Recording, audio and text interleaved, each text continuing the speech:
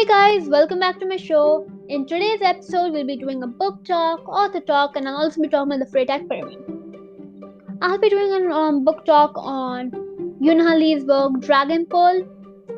It is an amazing book which is presented by Rick Riordan Presents, and it's about a middle grade Korean mythology space opera. The heroine is Min, a fox spirit who runs away from her impoverished planet to solve the mystery of her missing brother. So along the way, she'll encounter these really cool creatures like a space pirate, sinister tiger spirits, captains, ghosts, and more. Practically in the legendary Dragon Pearl with his ability to terraform worlds.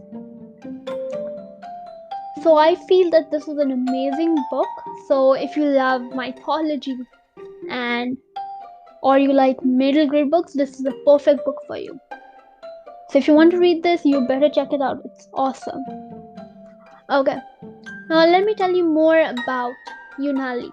He's the author of Dragon Pearl. He's a Korean American writer who received a BA in math from Cornell University and an MA in math education from Stanford University. Yoon Ha Lee finds it a source of continuous delight that math can be mined for story ideas. Yoon Ha Lee's novel Nine Fox Gambit won the Locus Award for Best First Novel and was a finalist for the Hugo, Nebula, and Clark Awards. Its sequel, Raven's Stratagem and Revenant Gun, were also Hugo finalists. His middle grade space opera, Dragon Pearl, won the Locus Award for Best YA Novel and was a New York Times bestseller. Yoon's short fiction has appeared in publications such as FNSF, Tor.com, and Clarkson magazine, as well as several years' best anthologies. Locus Online has excerpts from an interview with Yoon Ha Lee from the September 2014 issue. You can find Yoon Ha Lee on Dreamwith on Twitter as @DukeofFgears and on Instagram as @DukeofFgears. If you want, I'll be uploading the links for his work in the description below. You can check that out later. He's represented by Seth Fishman. And if you want to work something out, and if you are writing yourself and you feel that you may be a good fit, you can try seeing what to do. Okay, so let's continue. Now I'll be talking about the Freytag pyramid. So the Freytag pyramid is really cool. It's perfect. So first, before I continue on telling what Freytag pyramid is used for, let me tell you what Freytag pyramid is. So the Freytag pyramid is like one of the oldest dramatic structures, and in other words, it's like the main plot structure you can use. So if you're a pantser, this is also great for you, not just for plotters. Okay, so plotters and pantsers, all writers out there, this is perfect for you. So Freytag pyramid is set into 4 to 5 parts. It has the exposition. It has the it has the exposition. It has the rising movement. It has the climax, the falling action, and then the ending. You may add like these series of events which happen. So if you're like a plotter, you will continuously be like writing. So maybe the Freytag pyramid would be a good thing for you, but it may not be an ideal option. Whereas if you're a pantser, I think this would be a really good resource for you, because the Freytag pyramid is based on the 5 main things. Beginning, which is including the introduction, the exciting force, and all of that. The middle is like the rising movement, climax, all of that comes in there. And the ending is like the falling action and like the catastrophe or whatever happens in the end, which resolves on whatever kind of book you're having. That's the ending. So how do you understand the Freytag pyramid? So they're like these different kind of story structures. We have the snowflake method, we have the story seed method. We have the, let's see, we have many other methods. So I recommend this method more because personally I feel that the Freytag method is like really magical. You can actually divulge into the creative industry of your writing and understand the problems, introductions, rising, cliffhangers, and all of those things which happen in your novel or your book, whatever you're writing, and it makes it come to life. Especially if you're plantser like me. So I am actually a mix of plotter and pantser. I plot my whole thing, and then like I know a basic idea of what I'm going to be writing, and then I just fit in what I need to.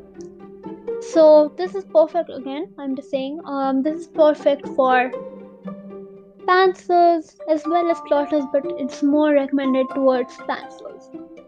Now, if you're wondering what are pantsers and what are plotters, I'll be doing a video on that very soon. So you can find out in that. But just so you understand what I'm talking about here, I'll tell it to you right now.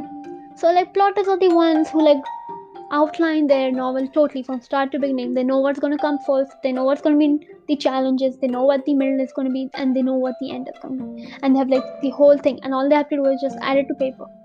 Whereas the pantser outlines their stuff but just gives them a rough idea. They don't know what exactly they're going to put, so they don't know what's going to be coming. Pantsers are like the ones who outline, but they need to create a bridge on their own. Like they have to create a bridge between beginning and middle and end. They don't know what's going to be in between, but they know the beginning is something. Let's say they know that the beginning is about a child going to school, the middle is this child going missing, and the end is the child comes back. Let's say that. So they know that these things are going to happen, but then in order for that to happen, they are going to create bridges which they're not sure of what to create. So that's the whole thing about being a pantser, that it's kind of hard to complete your novel in less time, because you're like trying to figure out which parts go in, which parts go out. Because as a plotter, you can figure that all out in the part where you outline.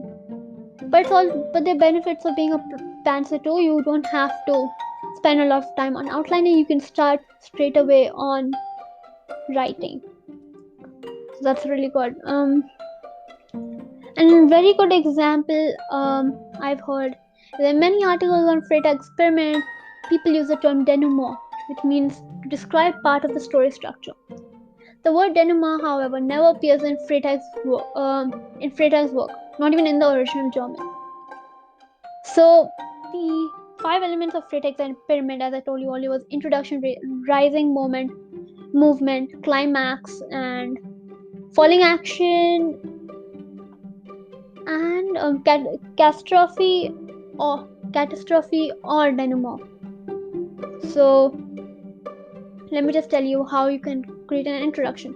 Introduction includes the exposition. This is a scene where you add your exciting force. You describe your it's kind of like an introduction to your world.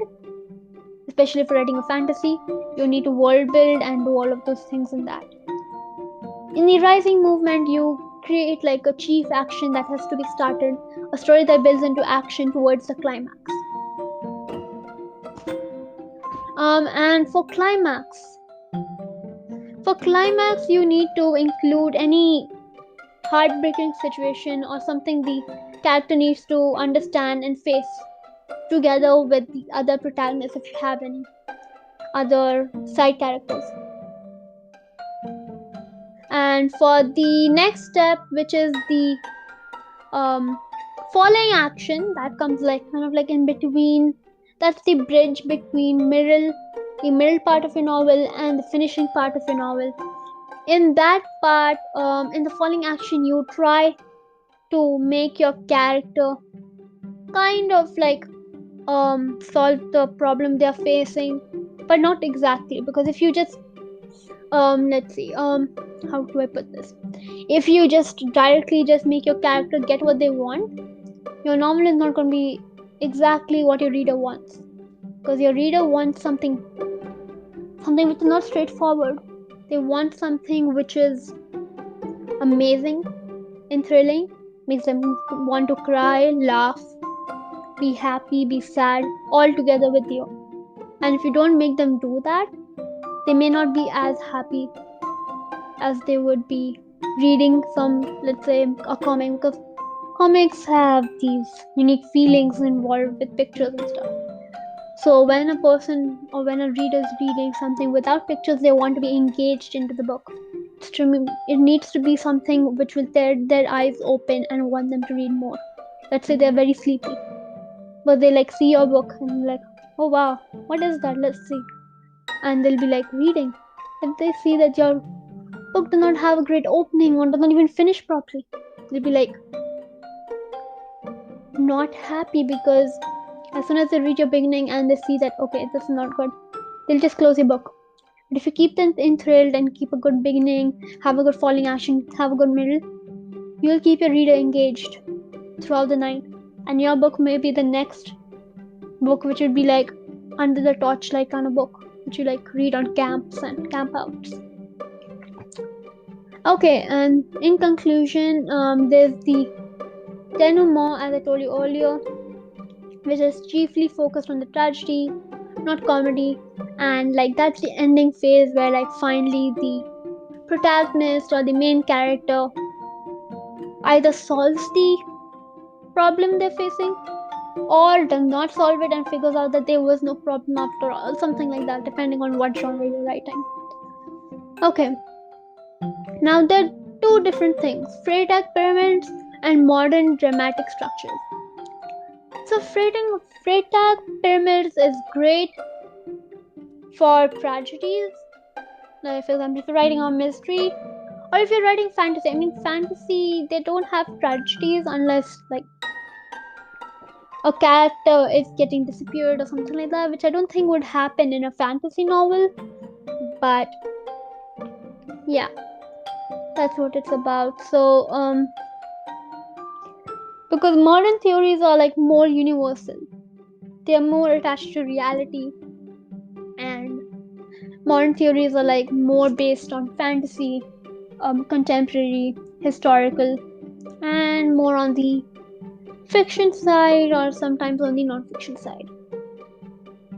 Modern theories place the climax later into the story, which is like instead of having a 5-act story structure, they have a 3-act story structure, which is very different. Then we have plot elements. Their plot elements are really different. In the Freytag pyramid, we have the introduction, exposition, exciting force, rising movement, climax, falling action, and the denouement. Whereas in the modern plot point, we do not have the we don't have the falling action coming as fast. Like it would be there in the same order, but it won't be coming as fast as it would be coming in the Freytag pyramid. Freytag pyramids use a 5-act structure, while modern writers use 3-act structures, as I told you earlier. So, the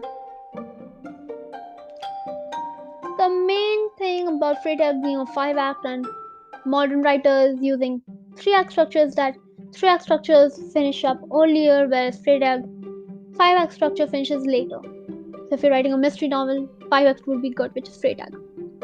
If you're writing maybe a sweet fantasy, like one which you tie the knots and make it a happy ending, maybe 3-act would be good, which means the modern writer style.